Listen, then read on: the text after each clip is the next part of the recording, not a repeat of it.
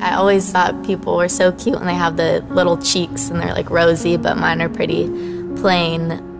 If I was gonna change one feature about my face, I would say that I would want fuller lips.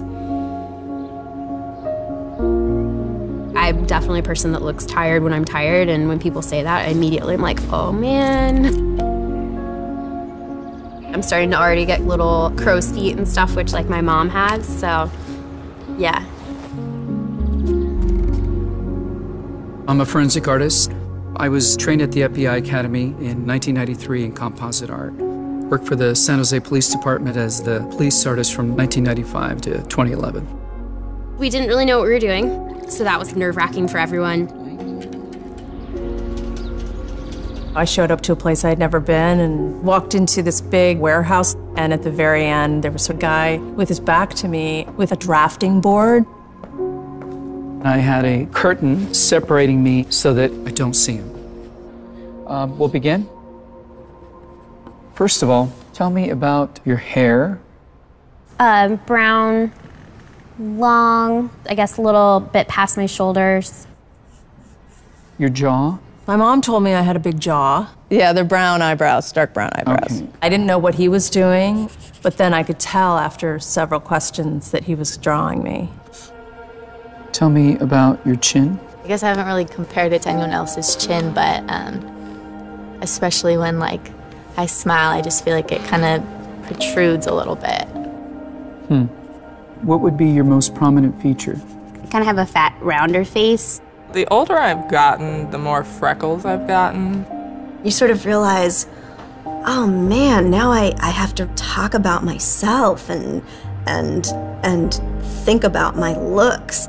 I'm 40, so I'm starting to get a little bit of the crow's feet thing going on. Once I get a sketch, I say thank you very much, and then they leave. I don't see them. I still didn't know. All I had been told before the sketch was to get friendly with this other woman, Chloe. Today I'm going to ask you some questions about a person you met earlier, and I'm going to ask you some general questions about their face. She was thin, so you could see her cheekbones. And her chin was a nice, thin chin. The women were really critical about moles or scars or things like that, and yet they were describing just a normal, beautiful person. She had nice eyes. They lit up when she spoke and were very expressive. The length of the nose, what is that like? Short. Short. Yeah, cute nose. Her face was fairly thin. She had blue eyes, very nice blue eyes. Okay.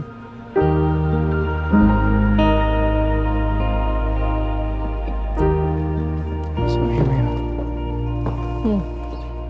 So this is your self-described image? And then somebody else described you and I did this sketch.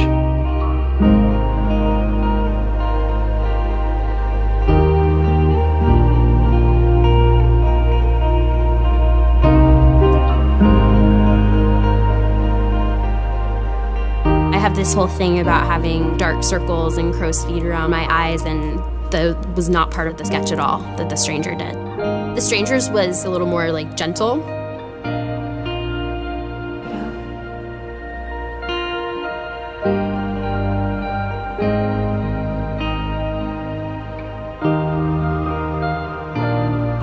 It's pretty different. Which is very strange.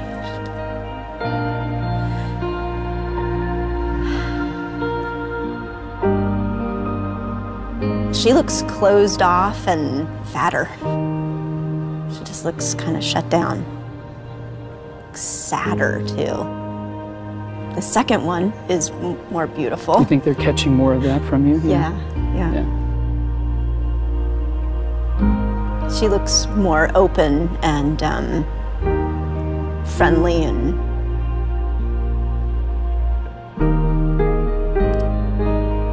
happy.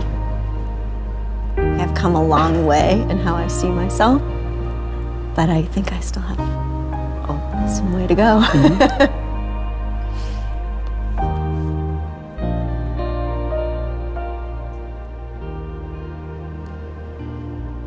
have some work to do on myself. Do you think you're more beautiful than you say? Yeah. Yeah. Chloe's perception was so clearly different. Her picture looked like somebody I thought I would want to talk to and be friends with, like a happy, light, much younger, much brighter person. It's troubling. I should be more grateful of my natural beauty. It impacts the choices and the friends that we make, the jobs we apply for, how we treat our children. It impacts everything. It couldn't be more critical to your happiness. Our self-perceptions are generally kind of harsh and unbecoming when really that's not how the world sees us. We spend a lot of time as women analyzing and trying to fix the things that aren't quite right, and we should spend more time appreciating the things that we do like.